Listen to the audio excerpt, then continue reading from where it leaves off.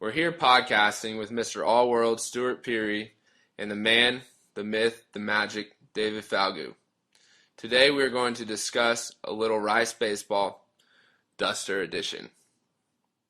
With these two guys, we've evaluated all the players on the Rice baseball team and decided that these three have definitely collected the most dust.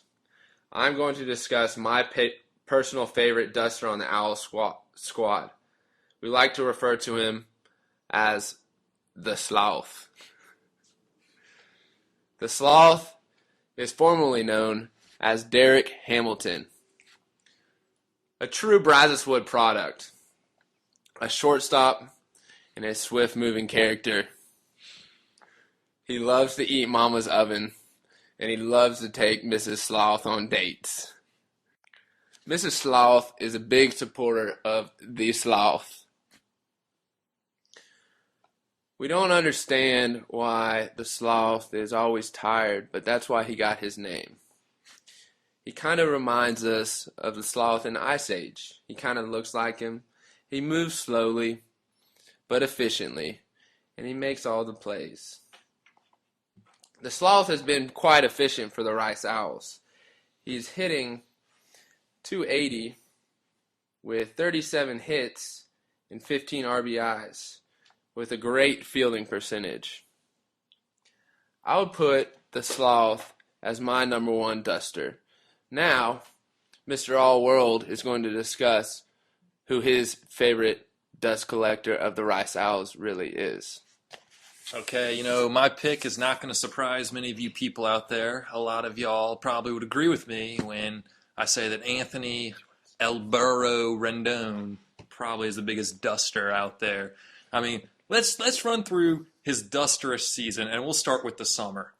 He gets picked off trying to steal a base, and he pops his ankle out of place. Come on, dust. Can I get a dust from the crowd? Dust! Yeah, that's what I thought. Then he comes back, rehabs, and what does he do? He hurts himself stretching. Dust! That's dust right there. He hasn't played the field except for, when was the last time he played the field? Can I get a little stat here? Was it the fourth game of the year? Yeah, probably the fourth game. He didn't really. I mean, he likes sitting on the bench, just hanging out. Like El Caballo, kind of. Carlos Lee on the Astros.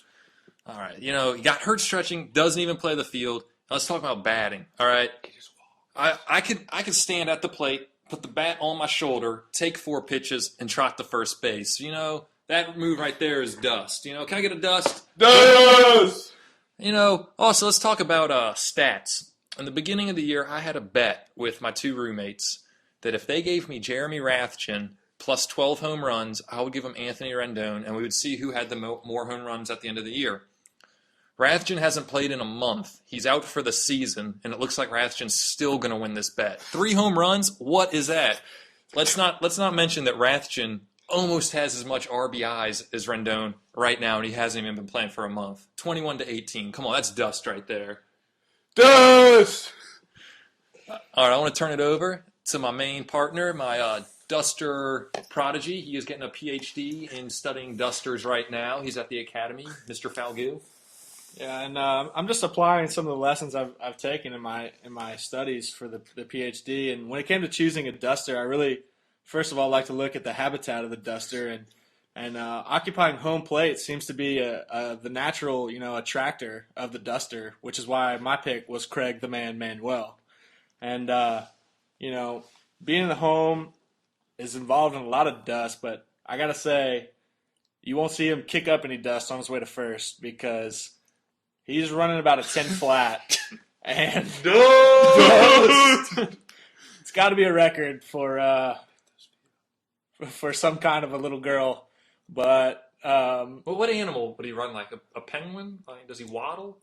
Dave, tell him about the call that Stu put into Sportsbook in Vegas about the race that we're trying to line up. Yeah, even odds. Is that what I heard? I think we're flying out to Vegas pretty soon to get some odds on a race with him and Coach Graham in a 60-meter dash. And I don't know, what were the odds on that one, Stu? I think even money. Even money. Even money. Yeah. In fact, I think the time from Wayne Graham to the dugout to the pitcher's mound is the same time Craig from home to first. Well, we've clocked Graham, he's average. He sits around 20 seconds. He's about 28. He's about 28. 28. All right. 28. I caught him on the hill coming down, I guess. Craig, what's Craig on a good day, Dave? I know you followed his his antics and his great running form. Craig from the dugout to home is usually around 48, 49 seconds. Is that putting on the catcher's gear? Is that included? No. That's if we're including that, we're looking at a good 6 minutes. Dust. But all y'all tune into Sportsbook, sportsbook.com or anywhere. Check those odds. It even money race, and I think there'll be a lot of money wagering on that. We'd like to see it, so we can't wait. Yeah, we're really looking forward to that race. I think it's coming up in a few months. So I want to know. I want to know who would win a race, Omar or Craig. I think Omar's got him with stride. Omar's got the stride. Yeah, Craig takes about 17 strides to one of Omar's. So he's covering a lot more ground there. Well, those are just a couple dusters of the team, and we just wanted to give you a little bit of a glimpse of the dust that's being collected around Reckling Park. We got these two guys. I mean, I'm proud to be their colleagues and get to know them, just to learn a little bit about the true duster philosophy. David is really studying under under the master of dusterness is Stu, and we've learned a lot, and we just feel so blessed to know Stu and just to understand his true mind for the duster. So if you would just listen to this again and soak it all in. We'll be back. Thanks.